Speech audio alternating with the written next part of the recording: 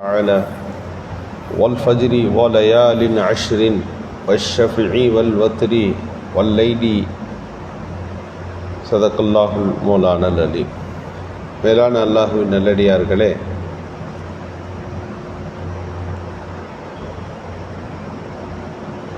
துல்ஹஜ் மாதத்தினுடைய புனிதமான தினங்களில் நாம் வீற்றிருக்கின்றோம்.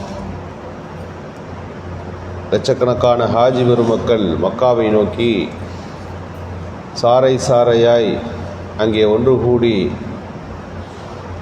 துல்ஹஜ் மாதத்தினுடைய முக்கியமான நாட்களை எதிர்நோக்கி இருக்கிறார்கள். அந்த ஹாஜி பெருமக்களுடைய எல்லோரின் ஹஜ்ஜுகளும் ஹஜ்ஜின் மபுரூரா ஒப்புக்கொள்ளப்பட்ட ஹஜ்ஜுகளாக ஆகுவதற்கு அல்லாஹ்விடத்தில் நாம் பிரார்த்திக்கின்றோம். ஹாஜிகள் எல்லாம் எதிர்நோக்கி இருக்கிற முக்கியமான ஒரு நாள் அரஃபாவுடைய தினம். அரஃபா பெருவழியில் அந்த மைதானத்தில் எல்லோரும் ஒன்று கூடி அங்கே அவர்கள் துவாக்களிலே பிரார்த்தனைகளிலே இருப்பார்கள். ஹஜ்ஜில் அல் ஹஜ்ஜு அல் அரஃபா, ஹஜ் என்றாலே அரஃபா தான் என்று சொல்லுவார்கள் நபிகள் ஸல்லல்லாஹு அலைஹி வஸல்லம். ஹஜ்ஜில் முஸ்தலிஃபாவிலே தங்குவது இருக்கிறது, மினாவில் சில நிகழ்வுகள் இருக்கின்றன. இப்படி பல்வேறு நிகழ்வுகள் இருந்தாலும் அரஃபாவில் கொஞ்ச நேரமாவது அந்த மனிதர் நிறுத்தப்படவில்லை என்று சொன்னால் அரஃபா அந்த மைதானத்தில் அவர் அந்த குறிப்பிட்ட நேரத்திற்குள்ளே வரவில்லை என்று சொன்னால் அவருடைய ஹஜ்ஜு நிறைவேறாது. இங்கே பார்த்தா தெரியும், அரஃபாவில் கொண்டு வந்து நிறுத்துறதுக்கு உடம்பு சரியில்லாட்டினா டிராஃபிக் ஆகி அவர் வர்றதா இருந்தால் என்ன செய்கிறது அப்படின்னா ஹெலிகாப்டர் வைத்திருப்பார்கள். அதற்குள்ளே ஹாஸ்பிட்டல் இருக்கிறது, அங்கே அவர்கள் அட்மிட் செய்து விடுவார்கள் கொண்டு வந்து. அந்த அளவிற்கு நெருக்கடியான ஒரு நேரத்திலும் அங்கே வர வேண்டும் என்கின்ற அளவிற்கு ஒரு பெரிய மைதானம். நபிகள் ஸல்லல்லாஹு அலைஹி வஸல்லம் அவர்கள் இறுதி பேருரையை அந்த அரஃபா என்ற இடத்திலே வைத்துத்தான் செய்தார்கள். அந்த இறுதி பேருரை தான் ஒட்டுமொத்த 23 வருட இஸ்லாத்தின் சாராம்சத்தை கொண்டிருந்தது. அந்த அரஃபாவை நாம் முன்னோக்கி இருக்கின்றோம். ரமலான் நோன்பை அடுத்து மார்க்கத்தில் அதிகம் வலியுறுத்தப்பட்ட நோன்புகளில் இது முக்கியமான இடத்தை பெறுகிறது.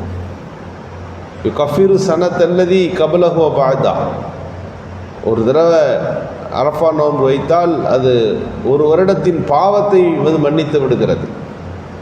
ஒரு வருட பாவ மன்னிப்பு மட்டுமல்ல, அடுத்த வருடம் அந்த மனிதனுடைய பாவத்திற்கு அது பரிகாரமாக இருக்கிறது என்றார்கள். அந்த பாவங்கள் அடுத்த வருடம் நம்மிடமிருந்து நடக்காமல் பாதுகாப்பதற்கு இந்த நோன்பு காரணமாக இருக்கிறது. பாவத்தின் சிந்தனை நம்மிடம் வராமல் போவதற்கு இந்த அரஃபாவின் நோன்பு காரணம் என்று சொன்னால் அது எப்படிப்பட்ட நோன்பு? அந்த அரஃபாவுடைய நேரத்திலே அல்லாஹு தஆலா மன்னிப்பை தருகிறார். எந்த அளவிற்கு நபிகள் ஸல்லல்லாஹு அலைஹி வஸல்லம் சொன்னார்கள், நரகம் என்று முடிவு செய்யப்பட்டவர்கள் உலகத்தில் வாழுகிறோம். இந்த வாழ்க்கையில் நரகமோ சொர்க்கமோ நாம் போவது கியாமத்துடைய நாளில் தீர்ப்பு வழங்கிய பிறகு. தீர்ப்புக்கு பிறகு நரகம் சொல்லுவோம். ஆனால் அல்லாஹுடைய இல்மில் இருக்கிறது இவர் நரகவாதி இவர் சொர்க்கவாதி என்று. நரகவாதி என்று அவர் செயல்பாடுகளால் முடிவு செய்யப்பட்டு கபரிலே வாழ்ந்து கொண்டிருப்பவர்கள், சகவாழ்வில் இருந்து கொண்டிருப்பவர்கள், இது வழக்கெல்லாம் முடிஞ்சு தீர்ப்பு முடிஞ்சால் இவர் நரகவாதின்னு தான் ஆவாருன்ற சூழல்களில் உள்ளவர்கள் தான். ஆனால் அல்லாஹு சுப்ஹானஹு தஆலா அந்த நரகவாதிகளின் பட்டியலில் இருப்பவர்களை மன்னிக்கின்றான், நரகத்திலிருந்து அவரை வெளியேற்றுகிறான். எப்போது நடக்கிறது? அரஃபாவுடைய தினத்தில் நடக்கிறது. எனவேதான் யாரெல்லாம் எங்களில் நரகவாதிகளின் பட்டியலில் எங்களுடைய முன்னோர்களில் இருந்து எங்களையும் யாரெல்லாம் நரகவாதிகளின் பட்டியலில் இணைத்திருக்கின்றாயோ, யா அல்லாஹ், அதிலிருந்து நீ நீக்கி வைப்பாயாக. இன் குன்த கதப்தனி மினன் நீரான், நரகத்திற்குரியவர்கள் என்று எங்களை நீ விதியாக்கி இருந்தால் ஃபஹ்ரிஜ்னி, அந்த பட்டியலிலிருந்து எங்களை நீ வெளியாக்குவாயாக என்று நாம் துவா செய்ய கடமைப்பட்டவர்களாக இருக்கின்றோம். நபிகள் ஸல்லல்லாஹு அலைஹி வஸல்லம் சொன்னார்கள், அரஃபாவுடைய நாளில் அந்த நிகழ்வு நடக்கிறது. இது எவ்வளவு முக்கியமான ஒரு நிகழ்வு என்று நாம் யோசிக்க வேண்டும். ஹஜ் நம்முடைய ஒவ்வொரு நாளும் துவாக்கள் ஒப்புக்கொள்ளப்படுகிறது. துவாக்கள் ஒப்புக்கொள்ளப்படுவதற்காக வேண்டி வானத்தின் கதவுகள் திறந்து மூடுகிறது. அரஃபாவுடைய தினத்தில் 7 தடவை கதவுகள் திறக்கிறது என்றார்கள் சொல்லலாம். கதவு திறக்கிறதுனா என்ன? வானத்திற்கு கதவு எப்படி இருக்கும், அது எப்படி திறக்கும், அது திறக்கிறது என்ற சிந்தனைகளை எல்லாம் தாண்டி அல்லாஹ் நம்மிடம் துவாக்களை அன்றைக்கு எதிர்பார்க்கிறான். நீங்கள் துவா செஞ்சீங்கன்னா நான் ஏற்றுக்கொள்ள தயாராக இருக்கிறேன். இன்றைக்கி நமக்கு அந்த சிந்தனை வருவதில்லை அன்றைக்கி துவா செய்ய வேண்டும் என்று. எல்லா நேரத்திலும் அல்லாஹ்ட்ட கேட்குறோம். பிரச்சனை அதிகமாக இருந்தால் கேட்போம், சோகம் அதிகமாக இருந்தால் கேட்போம், சிக்கல் அதிகமாக இருக்கும்போது யாரிடம் சொல்லி அழுகுவது என்கின்ற சூழல் வருகிற போது நம்மை அறியாமல் நாம் அல்லாஹ்விடத்தில் கைகளை உயர்த்தி பிரார்த்திக்கின்றோம். ஆனால் அல்லாஹ்வுக்குன்னு சில நேரம் இருக்குது, அல்லாஹ்வுக்குன்னு சில டைம் ஒதுக்கி இருக்கிறான்.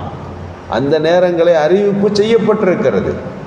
ஒரு ஜும்மாவுடைய நாளில் உங்களின் ஒரு துவா ஒப்புக்கொள்ளப்படுகிறது, ஒரு அரஃபா தினத்தில் அன்றைக்கு துவா ஒப்புக்கொள்ளப்படுகிறது என்று வந்துவிட்டால் அரஃபாவுடைய தினம் முழுக்க துவாக்களில் நாம் இருக்கணும்.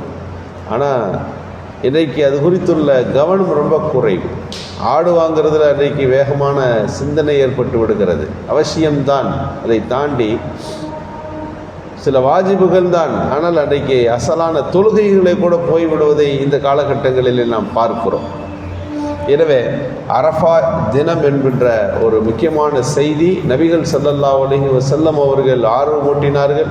சஹாபிய பெருமக்கள் குடும்பமாக அந்த அரஃபா நோன்புகளை நோற்றதாக நாம் பார்க்கிறோம். நம்ம வைக்கிறது அப்படின்றது நம்ம முடிவல்ல. வீட்டில் இருக்கிற குழந்தைகளெல்லாம் அன்றைக்கி நோன்பு வைக்கணும். நம்முடைய மனைவிகள் அங்கே நோன்பு நோக்க வேண்டும். குடும்ப சகிதமாக அந்த நோன்புகள் நோக்கப்படுகின்ற பண்பு இருந்தது. எல்லோரும் அன்றைக்கு துவாவில் ஈடுபட வேண்டும். அரஃபா என்பது மக்ரிப்லேருந்தே அந்த நாள் தொடங்கிடுது. 8 அன்னைக்கு இரவில் மக்ரிபு, அதிலேயே நமக்கு நாள் பிறந்து விடுகிறது. அப்படியானால் அரஃபா அன்றைக்கே தொடங்குகிறது. அதனுடைய முக்கிய நேரம் 9 பகல். அன்றைக்கு பகலோடு அரஃபாவுடைய நாள் முடிந்து விடவில்லை. ஆஜிகள் தங்குகின்ற நாள் வேணால் நாங்கள் முடிந்து விடலாம். அரஃபாவின் நாள் என்பது முதல் நாள் மக்ரிபில் தொடங்கி அடுத்த நாள் மக்ரிப் வரை அதனுடைய நாட்கள் தொடர்கிறது. அந்த நேரங்களில் அதிகம் நாம் நமக்காக இந்த சமுதாயத்தின் மீட்சிக்காக வேண்டியெல்லாம் துவா செய்ய கடமைப்பட்டவர்களாக இருக்கின்றோம். இப்படி நம்மை எதிர்நோக்கி வருகின்ற அந்த 9 அரஃபா, அதை அடுத்த நாள் 10வது தினம், அதுதான் பெருநாளுடைய தினமாக இருக்கிறது. துவா ஒப்புக்கொள்ளப்படுகிற நாள் அப்படின்னு சொல்லி படிக்கும்போது நபிகள் ஸல்லல்லாஹு அலைஹி வஸல்லம் சொல்லுகிறார்கள், விடிந்தால் பெருநாள் என்று வருகிற போது முந்தைய இரவில் செய்யப்படுகிற துவா ஒப்புக்கொள்ளப்படும் என்றார்கள். விடிச்சுன்னா பெருநாள், அது ஈதுல் ஃபித்ரா இருக்கலாம், ஈதுல் அல்ஹாவாக இருக்கலாம். விடிஞ்சா பெருநாள் அப்படின்னா அதுக்கு முதல் நாள் இரவு அல்லாஹ் நம்மிடத்தில் துவாக்களை ஒப்புக்கொள்ளுகிறான். எனவே இந்த தினங்கள் நமக்கு சந்தோஷமான தினங்களாக அவைகள் ஆக்கி வைத்திருக்கிற அதே நேரத்தில் அல்லாஹ்விடத்தில் இந்த சந்தோஷமான தினங்களில் மீளுகிற பண்பையும் நாம் வளர்க்க வேண்டும். இந்த எண்ண ஓட்டங்கள் வர வேண்டும். இபாதாத்துகள் அதிகரிக்க வேண்டும் என்ற சிந்தனை வர வேண்டும். நல்ல அமல்கள் நம்மிடம் வர வேண்டும் என்கின்ற எண்ணம் வேண்டும். பொதுவாக ஃபரலுகள் என்பது கடமைகளை தாண்டி நம்மிடம் அதிகப்படியான வணக்க வழிபாடுகள், அது செய்வதில் ஆர்வம். இந்த தினத்தில் இப்படியெல்லாம் அமல் இருக்கிறது, அதில் என்ன செய்ய வேண்டும். ஒரு ரமலான் காலம் வருகிறது என்றால் அந்த மாதத்தில் என்னெல்லாம் அமல் செய்ய வேண்டும், எந்தெந்த காலங்களில் சிறந்த அமல்கள் இருக்கின்றது, அது என்னென்ன, அந்த நேரத்தை எதிர்பார்த்து காத்திருந்து அந்த அமல்களை செய்கிற பண்பு ஈமானிய பண்பு. அது முன்னால் அப்படித்தான் நம்முடைய இஸ்லாமிய மரபில் இருந்தது. எல்லோரிடத்திலும் இந்த பேச்சு இருக்கும். அந்த நாட்கள் வருகிற போது எப்படி அமல் செய்வது என்ற உரையாடல்கள் இருக்கும். திருக்குர்ஆனை எத்தனை தடவை இந்த நாட்களில் ஓதி முடித்திருக்கிறோம் என்கின்ற சிந்தனை அவர்களுக்கு ஏற்பட்டிருக்கும்.